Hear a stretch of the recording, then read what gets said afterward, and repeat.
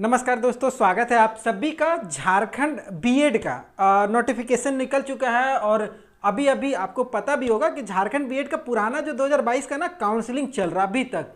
पिछले बार बहुत ज़्यादा लेट सिलेबस था, इस बार फिर से ये नोटिफिकेशन आ चुका है। और अगर आप बीएड करना चाहते हैं ना झारखंड से, तो आपके लिए ये वीडियो बहुत इंपॉर्टेंट है।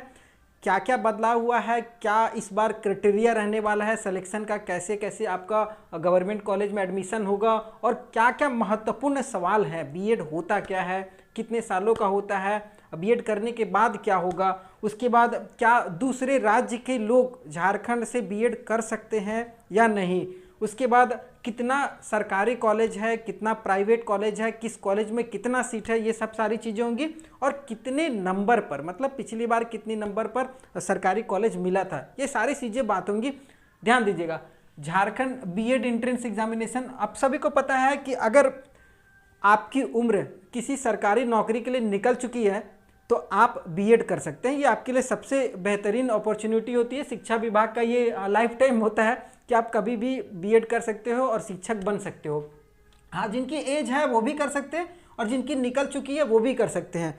अगर आप झारखंड से कर रहे हो तो देखो, भर्ती तो यहाँ आने वाली नहीं है। अभी आपको पता भी होगा कि कल 12 जो भर्तियां झारखंड की चल रही थी, 12 भर्तियों को रद्द किया गया है। जेएसएससी की तरफ से 12 भर्तियों को कैंसिल कर दिया गया और फाइनली ये एक आपको छोटी सी उम्मीद दी गई है कि आप केवल डिग्री जमा करते रहिए, बाकी बात भर्ती के बारे में ख्याल नहीं लेकर के आइए। और सबसे बुरा हाल अभी झारखंड का चल रहा है। खैर, देखते हैं क्या होता है। झारखंड में संयुक्त बीएड प्रवेश परीक्षा है भाई, इंट्रेंस एग्जाम होता है। बीएड पढ़ने वाले लोग के लिए, जो बीएड करना चाहते हैं, उनको एक इंट्रेंस एग्जाम देना पड़ता है। अगर इंट्रेंस आप एग्जाम दे देते हैं तो 2 साल का बीएड का कोर्स होता है। इसको कर लेने के बाद बीएड अगर आपने कर लिया तो उसके बाद टेट वगैरह का एग्ज़ाम होता है। हर राज्य अपना करवाती है। अगर राज्यों का आप टेट का एग्ज़ाम क्वालिफाई कर जाते हैं, उसके बाद शिक्षक की भर्तियां निकलती रहती हैं, तो आप उस फॉर्म के लिए आवेदन कीजिएगा, तब आपका होता है शिक्षक में। अगर आप गवर्नमेंट टीचर बनना चाहते हैं तो ये बीएड है। और बीएड कितने सालों का होता है मैंने आपको बता दिया।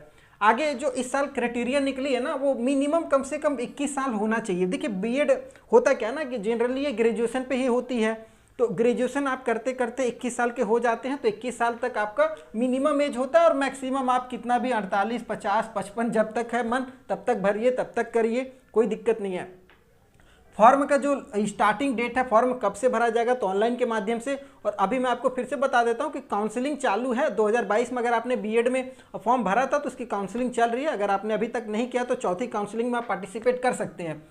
10 फरवरी से एग्ज़ाम मतलब फॉर्म भरा जाएगा और 10 मार्च तक इसका लास्ट डेट है। तो ये आप डेट जो है ना नोट डाउन करके रख लीजिए या इसका स्क्रीनशॉट मार लीजिए। 10 मार्च तक ऑनलाइन फॉर्म भर देना है। फॉर्म भरने का लिंक मैंने नीचे डिस्क्रिप्शन में भी दे दिया है, आप वहाँ से भी देख सकते हैं। एग्ज़ाम जो होगा आपका 23 अप्रैल बता दिया गया भाई, 23 अप्रैल को एग्ज़ाम होगा। अब एग्ज़ाम किस टाइप का होगा, क्या सिलेबस होगा, आगे मैं बात करूँगा, इसमें आप समझिएगा। रिजल्ट की बात करेंगे तो लगभग 1 महीना का समय लगता है, लेकिन झारखंड गवर्नमेंट है तो आपको 1 महीना नहीं, 1.5 महीना, 2 महीना भी लग जाए, शायद 6 महीना भी लगा दे, कोई भरोसा नहीं है। जनरली इसे हम लोग मान करके चलते हैं 25 से 30 मई तक आपका रिजल्ट घोषित कर देना चाहिए। और भी अगर स्टेट का मुकाबले देखा जाए तो 1 महीना में रिजल्ट आ जाता है। अगर यहाँ भी आ गया तो अच्छी बात है, नहीं आई तो फिर देखते हैं। काउंसलिंग 1 से 25 जून, अभी जनवरी चल रहा, अभी तक पिछले साल की काउंसलिंग चल रही है। तो ये जून तो मतलब मान करके ही मत चलिए, हो सकता है कि जुलाई, अगस्त, सितंबर तक आपका काउंसलिंग चलेगा। 1 काउंसलिंग, 2 काउंसलिंग, 3 काउंसलिंग, 4 काउंसलिंग, लोग एडमिशन लेते ही नहीं है। सबसे बड़ी दिक्कत है ना, लोग एडमिशन ही नहीं लेते हैं। ठीक है, अब सीटें खाली रह जाती हैं, मजबूरी बस काउंसलिंग पे काउंसलिंग, काउंसलिंग पे काउंसलिंग करना पड़ता है। तो आप अपने हिसाब से समझिए। हाँ, बीएड करने के लिए जो मिनिमम एजुकेशन चाहिए वो ग्रेजुएशन होना चाहिए। अगर आप ग्रेजुएट हैं, ठीक है, तो कम से कम 50% आपका ग्रेजुएशन में है। अगर आप जनरल में या ईडब्ल्यूएस ओबीसी कैटेगरी में है तो 50% होना चाहिए। एससी एसटी में है तो 40% में आपका काम निकल जाएगा। नॉर्मल ग्रेजुएशन की बात कर रहा हूँ। अगर आप मास्टर डिग्री है तो मास्टर डिग्री जनरली आपका साइंस में हो या कॉमर्स में हो या सोशल साइंस में हो या कम्युनिटिव कोई सब्जेक्ट हो, तो इस टाइप से अगर आपका मास्टर डिग्री है तो आप आवेदन कीजिए। 50% आपका होना चाहिए। ये ग्रेजुएशन और मास्टर डिग्री वाले समझ चुके होंगे। आगे बात करेंगे, अगर आप इंजीनियरिंग से हैं तो, अगर आप अभी बीटेक वगैरह किए हुए तो भी आप एलिजिबल हैं। 55% आपका होना चाहिए। अगर आप जनरल कैटेगरी में है तो दोनों टाइप के लोग, चाहे इंजीनियरिंग फील्ड हो चाहे नॉर्मल ग्रेजुएशन हो, दोनों लोग आवेदन कर सकते हैं। लेकिन हाँ, बैचलर वालों के लिए थोड़ा सा एक अलग क्राइटेरिया रखा गया, जिस सब्जेक्ट को भी आप बीएड में लीजिएगा ना, उस सब्जेक्ट को आप अपने एजुकेशन में या आप अपने ग्रेजुएशन में पढ़ा होना चाहिए। कम से कम 200 नंबर का आपका वो सब्जेक्ट होना चाहिए और उसमें 50% मार्क्स आपका होना चाहिए, मतलब 200 में कम से कम 100 नंबर आपका होना चाहिए, तब आपको उस सब्जेक्ट में बीएड करने का मौका मिलेगा। तो ये इंपॉर्टेंट है, ये थोड़ा सा ध्यान में रखिएगा फॉर्म भरते समय। ये मैं आपको बता दे रहा हूँ, इतने अच्छे तरीके से ना हिंदी में कोई नहीं समझाएगा। उसके बाद फ़ी की बात करेंगे तो थोड़ा सा डीमेरिट होता है, पता नहीं क्यों इतना सारा फ़ी लिया जाता है। 1,000 रुपये, 1,000 रुपये जनरल से लिया जाएगा। उसके बाद जब आप काउंसलिंग कीजिएगा तो 600 रुपये का हिसाब से हर बार काउंसलिंग का लिया जाता है। भाई पढ़ने से पहले पूरा पैसा ले लिया जाता है, ठीक है। SC/ST की बात करेंगे तो 500 रुपया है, इनको थोड़ा सा बेनिफिट है। BC1 BC2 इनको 750 रुपया है। ये BC1 BC2 जो झारखंड के रहने वाले हैं उनके लिए है, ठीक है। तो ये आप अदर स्टेट वाले कंफ्यूज नहीं होइएगा, ये केवल झारखंड के लिए मैं फॉर्म बता रहा हूँ। अगर आप अदर स्टेट से हैं तो आप फॉर्म भर सकते नहीं भर सकते, वो मैं आगे आपको बता दूंगा। तो उस हिसाब से हम लोग फी पे बात कर लेंगे।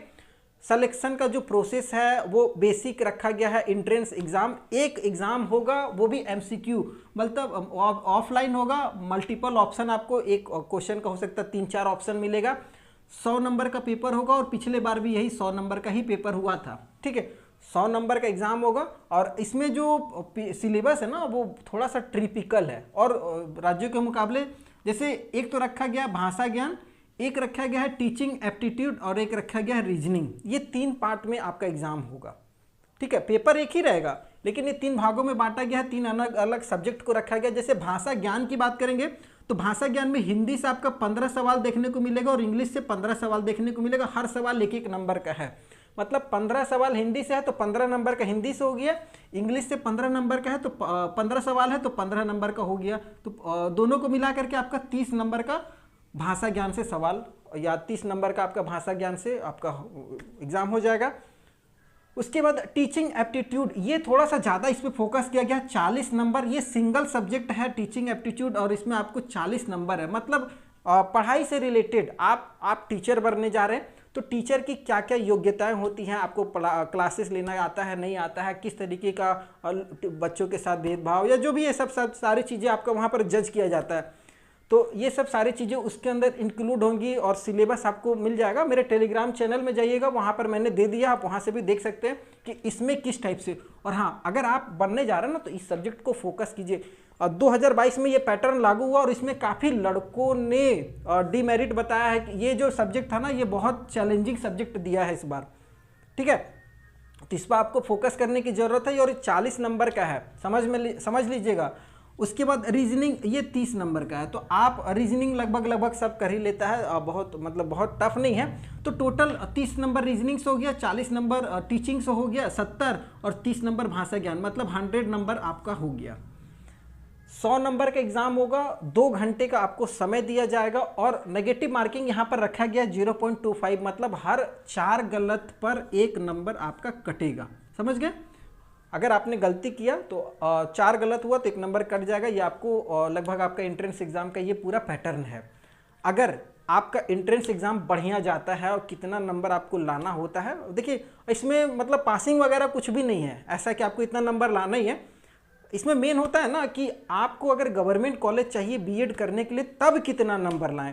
तो आपको ये चीज़ मैं समझा देता हूँ। देखिए झारखंड में अगर मैं बात करूँ तो लगभग 5 पूरे प्योर गवर्नमेंट जिसको बोल सकते हैं, पूरी तरीके से सरकार पर जिनका आश्रय है, वो 5 कॉलेज है। और झारखंड में रूल है हर बीएड कॉलेज में 100 सीट होता है लगभग। तो मान लीजिए 500 सीट आपका यहाँ पर मिल जाएगा, ठीक है। प्योर गवर्नमेंट की बात कर रहे हैं, 500 सीट आपको गवर्नमेंट में मिल गया। उसके बाद होता है सेमी गवर्नमेंट, जिसमें गवर्नमेंट और थोड़ा सा मतलब बाहर से भी सपोर्ट रहता है। तो सेमी गवर्नमेंट और प्राइवेट वगैरह को मिला करके 137 टोटल कॉलेज है झारखंड में। हर कॉलेज पे 100 सीट है, तो मतलब 13,700 सीट के लगभग में इधर हो गया। तो ये इतना मान करके चल सकते हैं 13,000 या 14,000 के लगभग में सीट है, जिसमें से आपको प्योर गवर्नमेंट चाहिए तो इन 500 पे फाइट करना पड़ेगा। और जनरली अगर मैं बात करूंगा बीएड की तो आप कम से कम अगर गवर्नमेंट में चाहते हैं ना तो 80 से 85 के ऊपर में रखिए 100 नंबर में।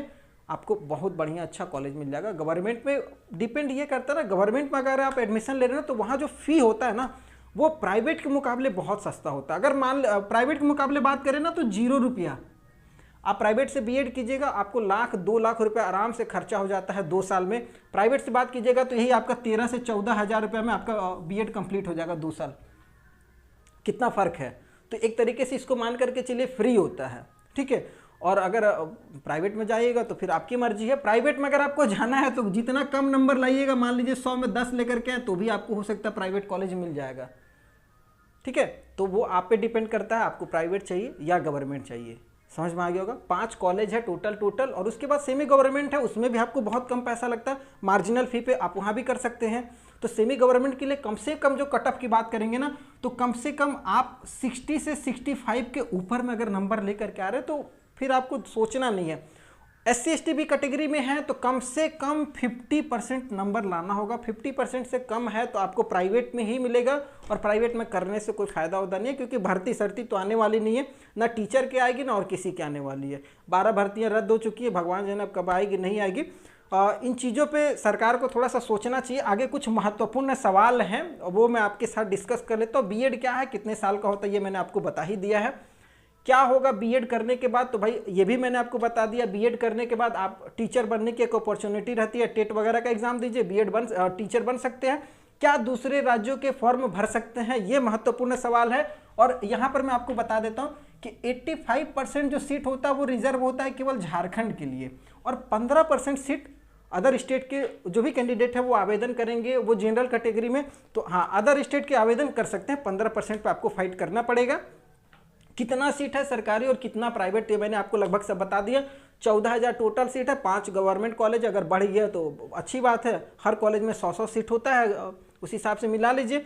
कितना नंबर पर सरकारी मिलेगा वो भी मैंने आपको बता दिया। भाई कम से कम 80 से 85 रखिए, हो सकता है इस बार कुछ कट ऑफ कम चल जाए, क्योंकि अभी तक काउंसलिंग चल रही है तो बहुत सारे बच्चे काउंसलिंग करके निकल भी जाएंगे, ठीक है। तो अभी सेशन भी कंप्लीट नहीं हुआ, तो हो सकता है कि आपका थोड़ा सा उम्मीद बनेगा और कट ऑफ हो सकता है कम जाए, तो आप आवेदन कर सकते हैं। और हाँ, किसी तरीके का कोई सवाल हो या फिर अगर आप काउंसलिंग कर रहे हैं, अगर आपका कितना नंबर पे कितना कॉलेज मिला, तो वो आप हमारे साथ या हमारी टीम के साथ शेयर करना चाहे, जिससे किसी भी स्टूडेंट को एक आइडिया मिल सके, तो आप ज़रूर कमेंट करके हमें ज़रूर बताइएगा। वीडियो पसंद आए तो चैनल को सब्सक्राइब करके रख लीजिएगा। फिर नए वीडियो मिलते हैं, तब तक के लिए जय हिंद।